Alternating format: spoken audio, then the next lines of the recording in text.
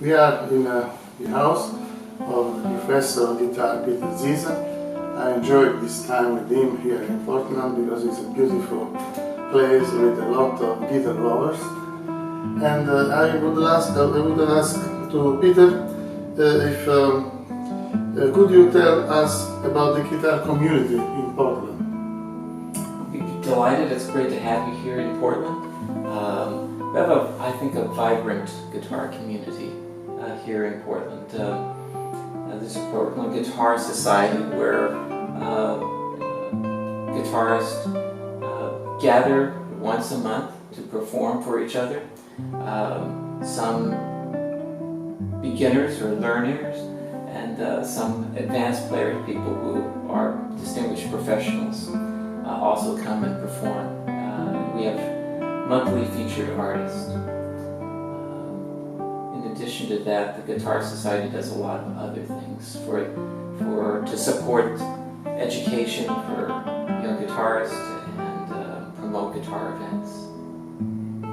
Thank you. And you are a member of the Portland Guitar Society. Do you have any current projects?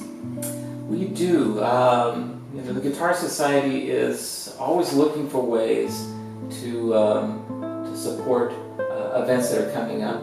We have Portland Classic Guitar Series, which we support.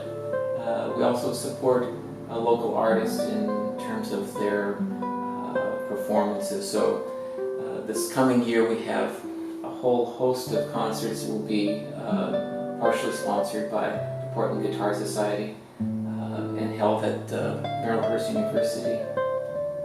So can you tell us more about the Portland Guitar Society? Specifically, like what we do to help young people achieve their goals of being able to pursue guitar. It's sometimes so hard for a young person to find an instrument that will encourage them to explore and love the instrument and practice seriously to develop technique. We have been real fortunate to have had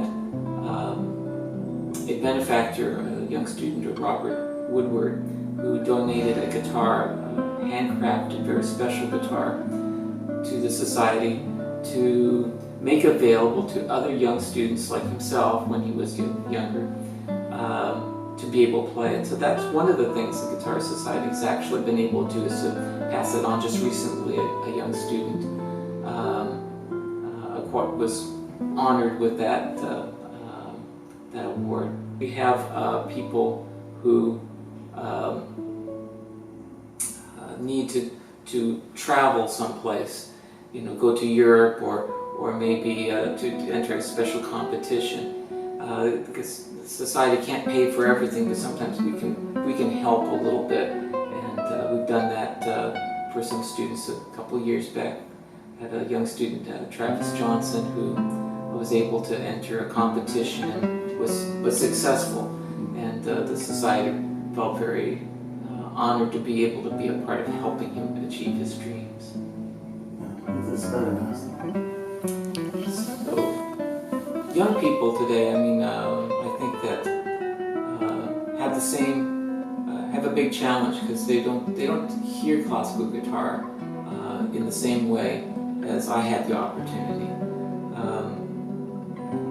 When I was a kid, all my friends wanted to play rock guitar. They wanted to be Jimi Hendrix or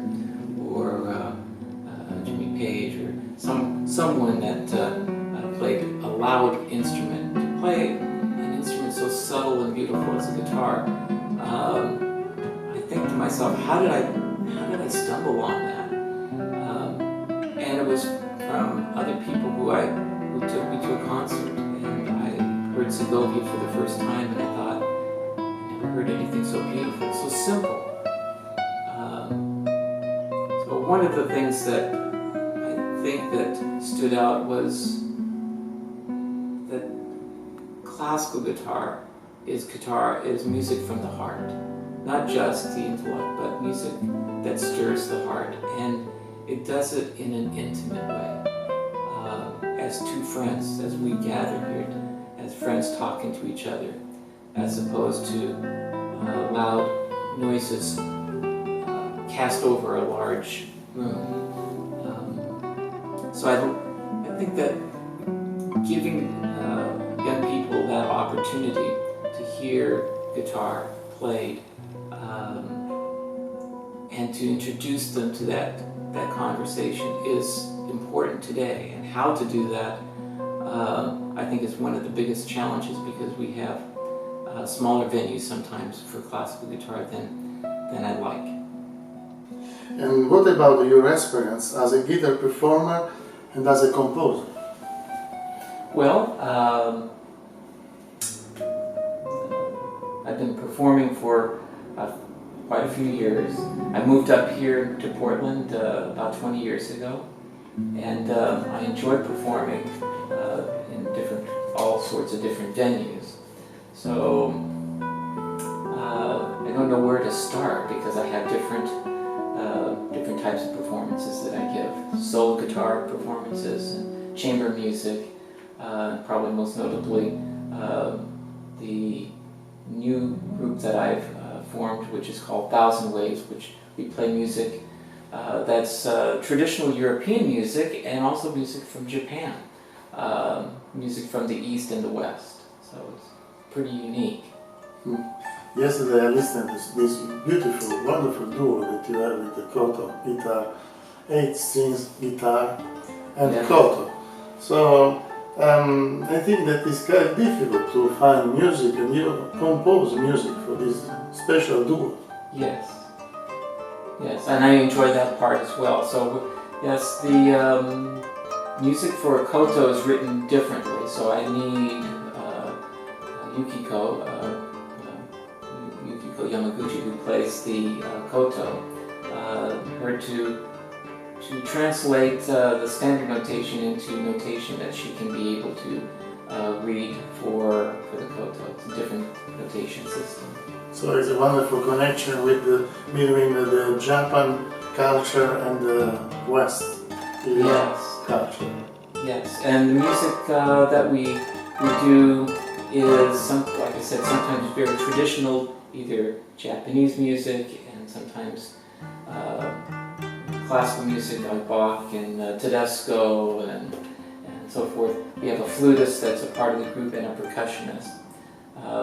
So the music ranges from music from Japan, Miyagi, Sawai, music from South America, Villalobos and Piazzolla, and music from Europe, both classical and contemporary, sometimes even jazz, sometimes a little bit of jazz, yes.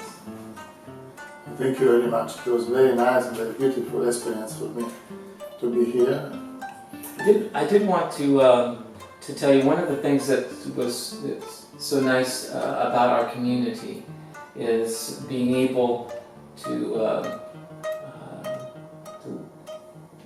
be able to have visitors like yourself be able to come and share their experiences about music. We were really thrilled to have you visit our community and share with us not only your love of guitar and your expertise as a musician, but also this